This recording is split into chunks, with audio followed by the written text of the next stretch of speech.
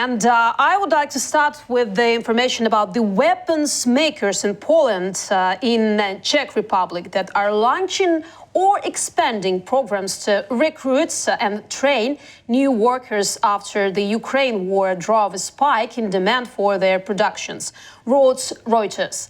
Central Europe's arms industry has been churning out guns, shells and other military supplies at the fastest pace since the fall of the Berlin Wall, as campaigns accelerate production to supply Ukraine and feed demands globally as countries boost defense spending.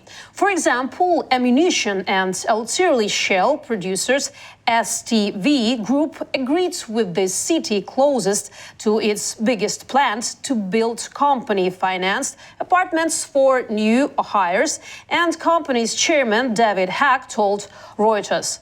So with enough labor and materials, Czech companies could boost production by up to 20%, he estimated. The association, which represents more than 160 companies, said exports accounted for around 90% of the industry's production of weapons and military-related supplies. So my question is, can we conclude that all the disputes in the European Parliament and the European Commission and other bodies in Europe on the issues of building facilities for the production of the necessary equipment and ammunition for the defense of Europe and support of Ukraine have been completely and finally solved and are in the process? Ksenia, your question is about all the disputes, and I cannot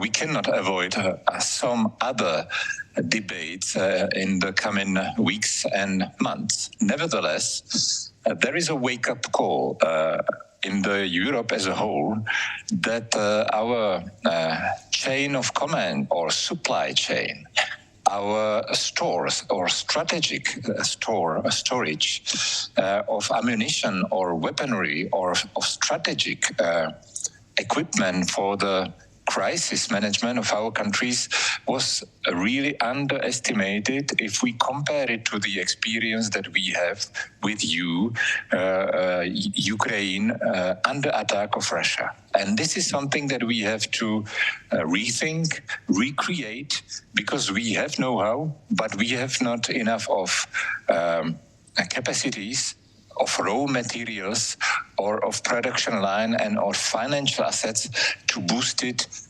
in order to have it working 24/7. Mm-hmm. I would like to remind the position and the words of your president that I found on the portal Politica, the issue Politica. So in April, there was an information in this article. Your president, Mr.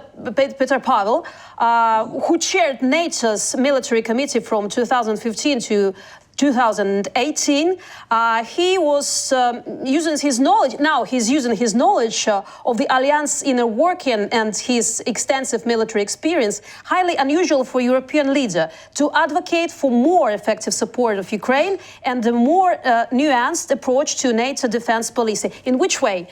During a visit to Brussels, it was in April, Petr Pavel floated the idea of creating a new proposal for extending defense companies' production lines, possibly using a mix of national and European subsidies so that they could have extra capacity to draw upon in times of crisis. So it's about money. What's the problem now? Couldn't he manage to solve this problem, or on what countries in the European Union it depends on to solve this problem? We have many countries which succeeded to maintain their potential of production, the know-how of arms production. Nevertheless, the market in Europe is very compartmented. So you have a very large competition, which is a good thing because you have very good results. But at the end of the day, the market is compartmented and every single country having some know-how, tries to preserve it and to maintain and develop it. Nevertheless, if you go back maybe 10 years or 15 years ago, we can revisit the creation of European Defence Agency. And this is a tool which is aimed and crafted in order to create synergies and enable European companies and European governments to cooperate very closely under the umbrella of the European Union. And we have similar agencies also under the umbrella of NATO. I think that the structures were here, the intuition was here, but such a large scale conflict that we witness today with the consumption of, unfortunately, human lives or of civilian infrastructure which is destroyed, or of weaponry and of rockets or of shells is on such a scale that we revisit today our plans, our defense planning, and we have also to revisit our industrial policies.